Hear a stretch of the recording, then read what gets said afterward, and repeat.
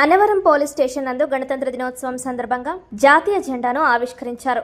ఈ సందర్భంగా అన్నవరం ఎస్ఐ మాట్లాడుతూ విద్యార్థులు ఈ దశ నుంచే నిర్దేశిత లక్ష్యాన్ని పెట్టుకుని నెరవేరే దిశగా చదువుకోవాలన్నారు.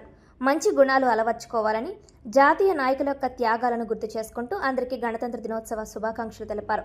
రాజ్యాంగం ద్వారా సంక్రమించిన చట్టాన్ని అమలు పరుస్తూ ప్రజలకు మరింత చేరువ కావాలని, ప్రస్తుత ప్రభుత్వం తీసుకుంటున్న మహిళల భద్రత, గంజాయి నిర్మూలన, కొత్త చట్టాలపై అవగాహన, దొంగతనాలను తగ్గించుట, ప్రమాదాలను నివారించుట, సాంకేతిక పరిజ్ఞానంతో ప్రజలకు మరింత చేరువ కావాలని సిబ్బందితో అన్నారు.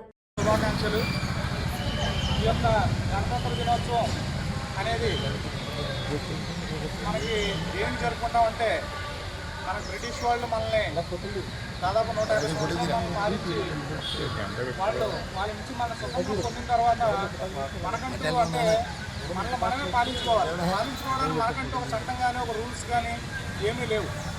అలా ఉంటే మన ఈ అఖండ భారతాన్ని పరిపాలించడం కష్టం అవుతుంది.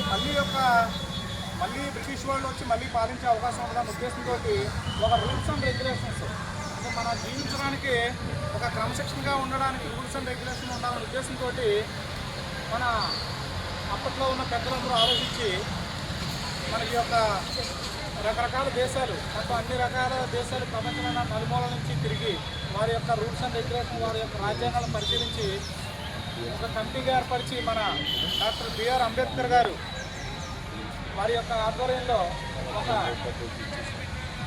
ఈ అఖండమైన ఎంతో స్ట్రాంగ్గా ఉన్న భారత రాజ్యాంగాన్ని రచించడం జరిగింది. ఈ రచించిన తర్వాత ఈ యొక్క రాజ్యాంగాన్ని అమలులోకి వచ్చిన తేదీనే మనం గణతంత్ర దినోత్సవంగా జరుపుకుంటూ ఉంటాం. అంటే ఈ రాజ్యాంగం ఎందుకు పెట్టుకున్నామంటే మనకంటూ మనం ఒక రూల్స్ పెట్టుకోవాలి. ఉదయాన్నే 9 గంటల స్కూల్కి వెళ్ళాలని ఒక రూల్ లేదనుకో, ఎవరికి నచ్చినప్పుడు వాళ్ళు వెళ్తారుగా, అంతేనా? అలాగా సాయంత్రం 6 గంటలకు ట్యూషన్కి వెళ్ళాలి, ఒక టైమింగ్ ఇలాగే ఉండాలి. లేదా ఎవరినన్నా మీ ఇష్టం వచ్చినట్టు తిట్టకూడదు, కొట్టకూడదు. ఇవన్నీ కూడా అంటే ఎవరికి వాళ్ళు విచ్చలవిడిగా అయిపోతారు.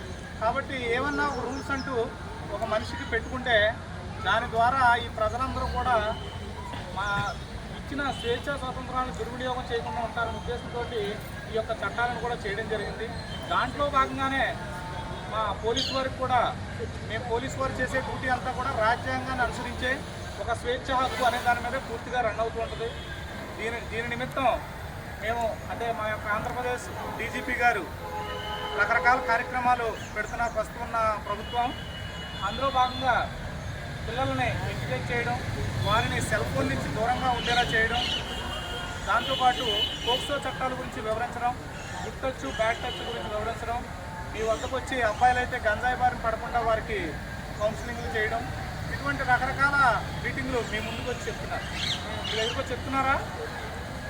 ఇవన్నీ కారణం ఏంటంటే నేటి బాలలే రేపటి పౌరులు. దేశాన్ని అభ్యుదయ భాగంగా నడవాలంటే పిల్లల వల్లే అవుతుంది.